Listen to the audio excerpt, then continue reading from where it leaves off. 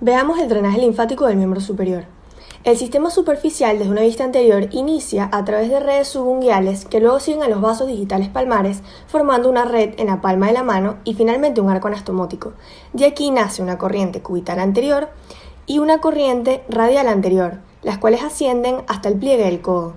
Allí la corriente cubital anterior se divide en 2 pedículos y la corriente radial en 3 pedículos.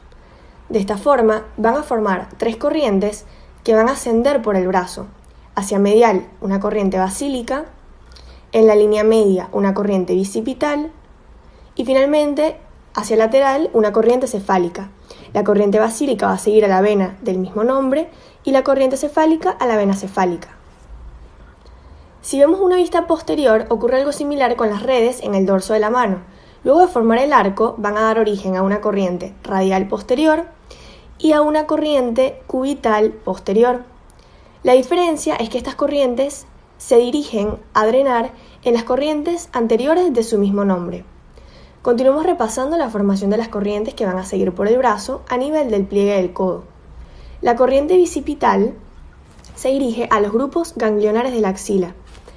En cambio, la corriente basílica, además de dirigirse a los grupos de la axila, puede también drenar en una corriente profunda, que en este caso es la humeral profunda. La corriente cefálica puede seguir su camino hacia la axila o desviarse hacia los nódulos supraclaviculares. Para el drenaje profundo vamos a tener 4 corrientes, una radial, una corriente cubital y luego 2 corrientes interóseas, una corriente interósea anterior y una corriente interósea posterior. Estas van a terminar drenando en una corriente humeral profunda para así ascender por el brazo y terminar en los grupos ganglionares de la axila.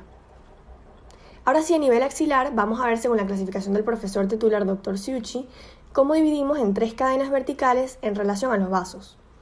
Una cadena torácica superior, del mismo nombre.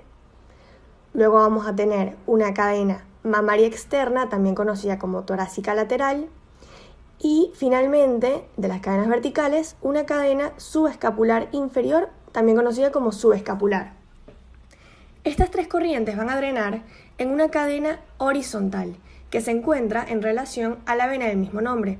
Esta es la cadena axilar, la cual, dependiendo al lado que se dirija, ya sea el lado derecho o el lado izquierdo, va a terminar de distintos modos. En el lado derecho, junto con los nódulos yugulares, va a formar a la gran vena linfática. En cambio, en el lado izquierdo, mediante los nodos axilares y subclavios, termina drenando en el ángulo yugulo-subclavio. ¿Qué es una corriente derivativa? Es aquella que no hace estación a nivel de la axila. Tenemos corrientes intraaxilares y extraaxilares. En el caso de la corriente intraaxilar, tenemos a la corriente húmero-cervical descrita por el Dr. Ciucci. Esta sale de los nodos radiales anteriores y termina drenando en los nodos yugulares. Y de allí va a la cadena cervical transversa. Continuando ahora con las cadenas extraaxilares, presentamos 2.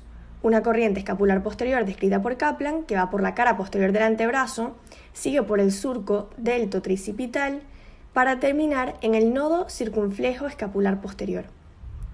Finalmente, nuestra última cadena extraaxilar ya la describimos previamente, la cual sigue a la vena cefálica, luego va hacia los nodos supraclaviculares y finalmente termina en la cadena cervical transversa.